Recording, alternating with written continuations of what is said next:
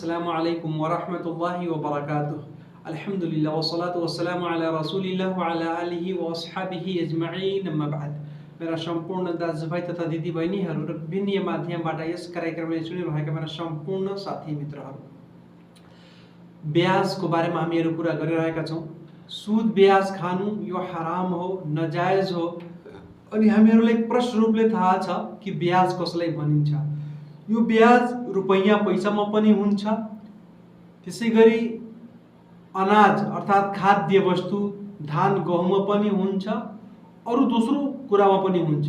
कसरी कि कोही व्यक्ति कसैलाई केही कुरा प्रदान गर्यो, दियो ऋण स्वरूप, अनि फेरि त्यसमा वृद्धि गरेर त्यसबाट त्यसले फिर्ता लिइरहेको छ भने यसलाई चाहिँ ब्याज भनिन्छ। आज हामीहरू ब्याजको प्रकारको बारेमा केही कुरा बुझ्नेछौँ। ब्याज चाहिँ 3 प्रकारको हुन्छ। 3 प्रकारको कुराहरूमा ब्याज लागू हुन्छ। यसमा पहिलो कि कुनै एकै प्रकारको कुराहरू छन्, खाद्य वस्तुहरू, त्यसमा ब्याज लागू हुन्छ। जस्तो कि खजुर भयो वा गहुँ, चामल वा अरू केही। जस्तो कि सही बुखारी र सही मुस्लिमको हदिसमा छ कि हजरत बिलाल रजी अल्लाह ताला अन्हु उहाँ चाहिँ बर्नी खजुर लिएर आउनुभयो। जा बेतमरिन बर्निगिन, बर्नी एउटा उत्तम क्वालिटीको चाहिँ राम्रो क्वालिटीको बेस्ट क्वालिटीको एउटा खजुर हुन्छ। त्यो खजुर उहाँले लिएर आउनुभयो अनि रसूल अकरम सल्लल्लाहु अलैहि वसल्लमको सेवामा चाहिँ प्रस्तुत गर्नुभयो खानुको लागि। रसूल अकरम सल्लल्लाहु अलैहि वसल्लमले भन्नुभयो, मिन ऐन हादा या बिलाल, हे बिलाल तपाईले यो खजुर कहाँबाट लिएर आउनुभयो, कसरी लिएर आउनुभयो, कहाँबाट लिएर आउनुभयो?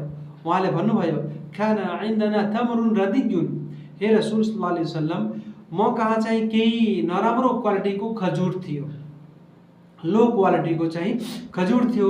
मैले के गरेँ, फबिअतु साइन बिसाइन, मैले दुई सा यो लगभग चाहिँ 2.5 किलोको हुन्छ, 3 किलोको हुन्छ भने मैले 2 सा एउटा नाप्ने एउटा चाहिँ यो चाहिँ कुरो हो, यो नाप्ने नापतोल गर्ने सामग्री हो भने भन्नुभयो कि मैले यो 2 सा लिटर जस्तो हुन्छ, यो 2 सा मैले यो खजुर दिए अनि यसको सट्टामा मैले 1 सा खजुर मैले लिए। यो चाहिँ लो क्वालिटीको नराम्रो खजुर मैले 2 सा दिए अनि फेरि मैले उत्तम क्वालिटीको खजुर मैले 1 सा लिए। रसूल अकरम सल्लल्लाहु अलैहि वसल्लमले भन्नुभयो, औ ऐनुर रिबा, यो त सुद भयो, यो त ब्याज भयो, वास्तवमा यही नै ब्याज हुन्छ। ला तफअल, तपाईँ यस्तो नगर्नु। वलाकिन इदा अरदत अन तश्तरी, यदि तपाईले खजुर किन्ने मन लागिरहेको छ भने फबिअ थमर बिबैइन आखर, आफ्नो यो जुन लो क्वालिटीको खजुर छ यसलाई बेचिदियो पहिला। यसलाई पहिला यसको मूल्याङ्कन गरेर, यसको भावताव गरेर, यसको मूल्य बनाएर यसलाई पहिला बेचिदेऊ, पैसाको सट्टामा बेचिदेऊ। तुम बस्टरी बे, फेरि जुन पैसा त्यसबाट प्राप्त हुन्छ त्यसबाट चाहिँ खजुर किन्ने गर। यो एउटा कायदा भयो। के थाहा भयो हामीलाई कि कहीँ पनि अरू कुनै पनि यस्तो खानेकुरा छ, चामल छ वा गहुँ छ, अलि खराब भएको छ भने अब त्यसलाई तपाईले राम्रो चामल वा राम्रो गहुँको सट्टामा तपाईले बेच्न सक्नुहुन्न। यो नराम्रो, यसमा धोका हुन सक्छ, त्यसमा कति खराबी छ, के छ, फेरि हामीले जति किन्यौँ त्यसैले यस कुराबाट रसूल सल्लल्लाहु अलैहि वसल्लमले मनाही गर्नुभयो। कुन कायदा बताउनु भयो कि तपाईले यसलाई पहिला बेच्नुस्, जति यसको मूल्य प्राप्त भयो अनि फेरि त्यस मूल्यबाट तपाईले जे पनि किन्नु छ तपाईँ त्यो त्यस अनुसार चाहिँ किन्नु, जस्तो बजारमा जस्तो चाहिँ मार्केटमा त्यसको भावताव त्यसको मूल्य चलिरहेको छ भने पहिलो कुरा यही भयो कि कुनै पनि यस्तो कुरा साथमा चाहिँ मिलाएर, जस्तो कि नयाँ सुन छ, अब नयाँ सुनलाई पुरानो सुनको सट्टामा चाहिँ बेच्नु यो पनि जायज छैन। तपाईले नयाँ सुन छ 10 ग्राम भन्नुभयो कि अब म यसलाई बेच्छु, मलाई चाहिँ अब पुरानो सुन छ, पुरानो सुन 15 ग्राम दिनुपर्छ, फेरि त्यसले नयाँ सुन तपाईँले 10 ग्राम दिन्छ, सही हुँदैन। पुरानो सुन तपाईँले बेच्नु जसको त्यो मूल्य चलिरहेको छ, त्यसको कति पैसा प्राप्त भयो, त्यसको मूल्य कति प्राप्त भयो, त्यसको चाहिँ भने त्यसबाट नयाँ सुन तपाईँले किन्न सक्नुहुन्छ। यो चाहिँ सही कुरो हो मेरो भाइहरू। त्यसै गरी दोस्रो कुरा, अब यहाँ एउटा यो छ कि यदि त्यसको प्रकार बदलियो, मैले खजुरको साथमा मैले भने, तर यदि कोही व्यक्तिले खजुर दिएर चामल किनिरहेको छ वा सुन दिएर चाँदी किनिरहेको छ भने यस अवस्थामा कि यो जायज हुन्छ भने यसबाट पनि हामीले बाँच्नुपर्छ।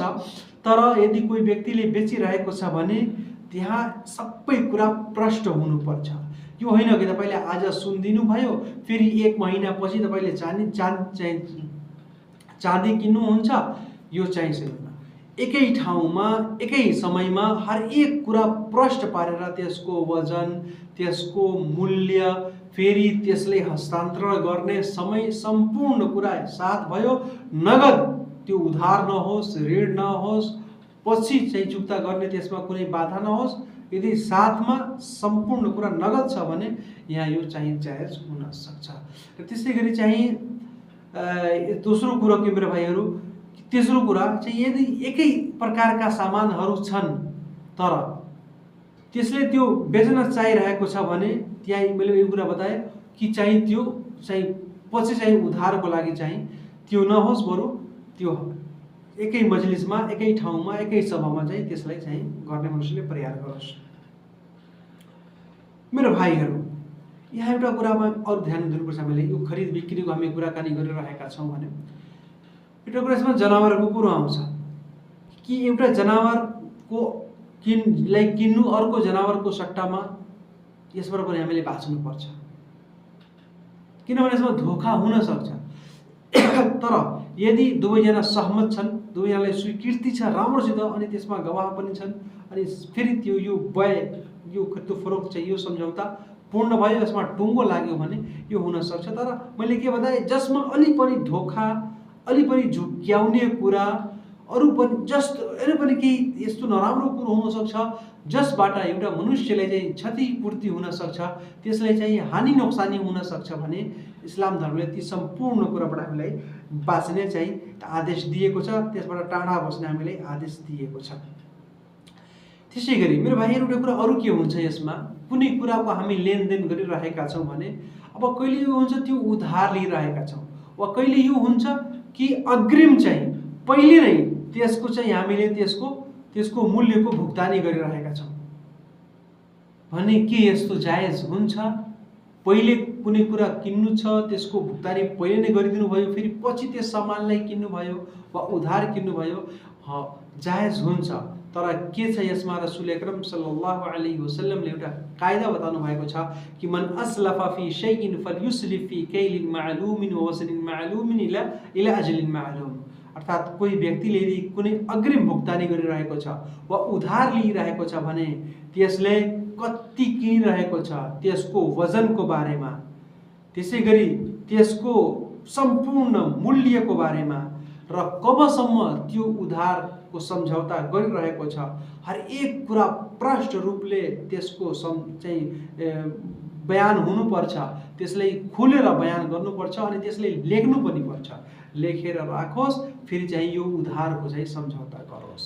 किनभने यसमा पछि फेरि धोखा हुन सक्छ। कुनै व्यक्तिले कुनै कुराको सम्झौता गर्यो आज, पछि चाहिँ त्यसको मूल्य बढी भयो, अब के हुन्छ? अब त्यो जुन बेच्नेवाला व्यक्ति छ त्यो लोभमा पर्छ अनि भन्छ कि यसको मूल्य बढी भयो, अब त म यो बेच्दैन, यस्तो गर्दैन, उस्तो गर्दैन, फेरि पछि धोखा हुन सक्छ। त्यसैले हरेक कुराको प्रष्ट रूपले चाहिँ त्यसको बयान, त्यसलाई बयान गरेर अनि त्यसै अनुसार चाहिँ मनुष्यलाई चाहिँ आफ्नो कार्य गर्नुपर्छ। तर उधार चाहिँ जायज हुन्छ। जस्तो कि सही बुखारी र सही मुस्लिमको हदिसमा छ, रसूल अकरम सल्लल्लाहु अलैहि वसल्लमले हजरत जाबिर रज़ियल्लाहु ताला अन्हुको ऊँटलाई किन्नुभयो अनि भन्नुभयो कि मदिनामा गएर म यसको चाहिँ पैसा चुक्ता गर्नेछु। अनि फेरि यो पनि शर्त लगाउनु भयो कि चाहिँ जाबिर रज़ियल्लाहु अन्हुले भन्नुभयो कि म यसमाथि बसेर मदिनासम्म जान्छु अनि फेरि चाहिँ तपाईँलाई यो ऊँट म हस्तान्तरण गराउँछु, यो तपाईँलाई ऊँट म प्रदान गर्छु, दिन्छु। यस्तो सम्झौता यदि भयो, म यति दिनसम्म यसमाथि सवारी गर्छु वा यसको पैसा म यति दिनपछि चुक्ता गर्छु, यसो भुक्तानी गर्छु भने हरेक कुरा यदि प्रष्ट छ भने यो जायज छ। तर यदि यसमा कुनै सन्देह छ, कुनै शङ्का छ, कुनै बाधा छ वा अरू कुनै कुरा छ भने इस्लाम धर्मले यस प्रकारको खरिद बिक्रीलाई, यस प्रकारको सम्झौतालाई भङ्ग पार्दछ, यस सम्झौतालाई चाहिँ स्वीकार गर्दैन। इस्लामी दृष्टिकोणले, इस्लामी नियमअनुसार यसमा कुनै पनि मान्यता हुँदैन। त्यसै गरी मेरो भाइहरू, जस्तो मैले बताएँ कि जति कुराहरूमा पनि मनुष्यहरू यो लेनदेन गर्छन् आपसमा एकअर्कासित भने मैले बताएँ कि हरेक त्यो कुराबाट बाँच्ने प्रयास गर्नु। त्यसै गरी एउटा कुरा अरू के हुन्छ, जस्तो कि मैले बताएँ कि यो धान, गहुँ, चामल यसमा चाहिँ के हुन सक्छ, यसमा चाहिँ सुद ब्याज हुन सक्छ। तर यदि कोही व्यक्ति चाहिँ फ्रुट्स अर्थात् फलफुलहरूको लेनदेन गरिरहेको छ भने वास्तवमा यसमा सुद हुँदैन। किनभने यो त हामी यसलाई राख्न सक्दैनौँ नि, यो त ताजा फ्रेस फल हुन्छ अनि हामीले चाहिँ यसलाई स्टोर गरेर राख्न सक्दैनौँ। त्यसैले यसमा चाहिँ यो लागू हुँदैन, यसमा सुद ब्याज लागू हुँदैन। भने हामीले आजको पाठमा के थाहा भयो? 3 कुरा। पहिलो कुरो कि कुनै पनि यस्तो कुरालाई बेच्नु, त्यसैको सट्टामा कमी बेसी गरेर यो जायज छैन। दोस्रो कुरा कि यदि त्यो छुट्टा छुट्टै त्यसको प्रकार छ, बेच्नु छ भने त्यस अवस्थामा पनि बेच्नु त जायज छ, तर उधार दिएर वा त्यसै गरी पछि चाहिँ त्यसको मूल्य हामी यस्तो गर्छौँ वस्तो गर्छौँ यो पनि जायज छैन। र त्यसै गरी तेस्रो नम्बरमा के छ कि यदि हामीले कुनै यस्तो लेनदेन गरिरहेका छौँ भने हामीले हरेक कुरा चाहिँ एकदम प्रष्ट रूपले हातमा लिएर एक हातले दिने एक हातले लिने, र त्यसै गरी चाहिँ एकै ठाउँमा त्यसको सम्झौता पूर्ण रूपले पूरा गर्ने, प्रष्ट गर्ने, त्यसमा कुनै सन्देह वा शङ्का उपशङ्काको चाहिँ कुनै यस्तो कुरा नहोस्। अनि यस इन्शाअल्लाह यस तरिकाले चाहिँ लेनदेनको कुरा जायज हुन्छ। तर यदि कुनै यस्तो कुरा भयो जसमा चाहिँ अलि सन्देह छ, शङ्का छ, मेरो भाइहरू यस्तो कुरालाई रसूल अकरम सल्लल्लाहु अलैहि वसल्लमले यसबाट मनाही गर्नुभएको छ, हामीले यसलाई टाढा बाँच्नुपर्छ। इन्शाअल्लाह भोलिको बाटोमा अरू जुन ब्याङ्कको हामी यो कारोबार गर्छौँ र त्यसै गरी चाहिँ ब्याङ्कमा पैसा जम्मा गर्छौँ, त्यसबाट जुन सुद प्राप्त हुन्छ, पैसा मिल्छ, त्यसको के हुकुम छ, त्यसको के आदेश छ, इन्शाअल्लाह त्यसबारे हामी भोलि चर्चा गर्नेछौँ। मैले के बताएँ, तपाईँले हरेक प्रकार जुन तपाईँको बिना चाहिँ मेहनत, बिना परिश्रम जुन तपाईँलाई फाइदा प्राप्त भइरहेको छ, यही नै सुद हो, त्यही नै ब्याज हो। यस्तो कुराबारे तपाईँले आफ्नो उलमासित, धर्मविद्हरूसित सोध्नुहोस्, पुछ्नुहोस् अनि राम्रोसित चोखो भएर चाहिँ के आफ्नो कार्य गर्नुहोस्, ताकि हरामको चाहिँ गजा, हरामको खाद्य वस्तु चाहिँ हाम्रो पेटमा नपुगोस्। यसबाट हामीले बाँच्ने प्रयास गरौँ। अल्लाह तालाले हामी हरेकजनालाई चाहिँ हरेक राम्रो कर्म गर्ने तौफिक प्रदान गरून्, नराम्रो कार्यबाट बचाउन् र हलाल अर्थात् पवित्र वस्तु खाने हामीलाई तौफिक प्रदान गरून्। आमीन। वस्सलामु अलैकुम वरहमतुल्लाहि वबरकातुहू।